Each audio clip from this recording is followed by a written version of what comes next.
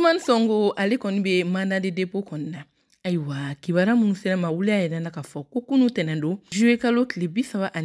a yɛrɛ na ka fɔ ko Ousmane Sonko ko mandat de dépôt dara ale kan ka sababu kɛ min ye jumadon ye juillet kalo tile 27 kɔnɔna la ko ale kɔni minɛra gendarmerie maaw fɛ ko ka taa n'a ye kaso la okumu kɔnɔna la ko u y'a datugu. Ayiwa ko min ye tɛnɛn don ye ko mandat de dépôt dara ale kama ka sababu kɛ k'a ɲɛnginen don ko 8 kɔni kama. Ayiwa o ko 8 ninnu tɛ dɔn wɛrɛ o de ye ka fɔ ko a be jɛkulu la jɛkulu mun be n'u be lakana waleya ta ka ɲɛsin mɔgɔw ma ani o tɛmɛnen ka bɔ yen nɔ ko a kɔni tɛ fɛ jamana ka basigi ale n'a ɲɔgɔnna caman o de kɛra Ousmane Sonko kɔni minɛlen jani ni mandat de dépôt in kɔni cɛ Ousmane Sonko k'ale to kaso la ale y'a yira ka fɔ ko ale kɔni bɛna grève de la faim kɔni kɛ o hukumu kɔnɔna la ale kanubagaw wulila ka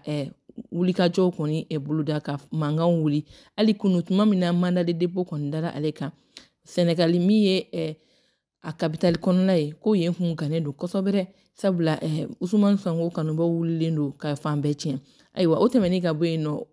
wuladafɛn fɛ min ye Sénégal connection u kun ye o tigɛ o tɛmɛnen ka bɔ yen tuguni ayiwa o tɛmɛnen ka bɔ yen tuguni a yira ka fɔ ko Ousmane Sonko ka parti n'o ye PASTEF ye ko k'o ci gouvernement ale kɔni ye communiqué ale kɔni ye sɛbɛn bɔ sɛbɛn kɔnɔna la a y'a yira ka fɔ ko ni parti kan ka ci sabula ni ye parti min bɛ n'a bɛ fitinɛ ta ka ɲɛsin u ka jamana kɔni ma an bɛ wagati min na ko bi kɔni Sénégal kɔni gannen don fɔlɔ nka ni min bɔra la an n'o dɔw tulo kan an ka don nata kibaruyaw kɔni na.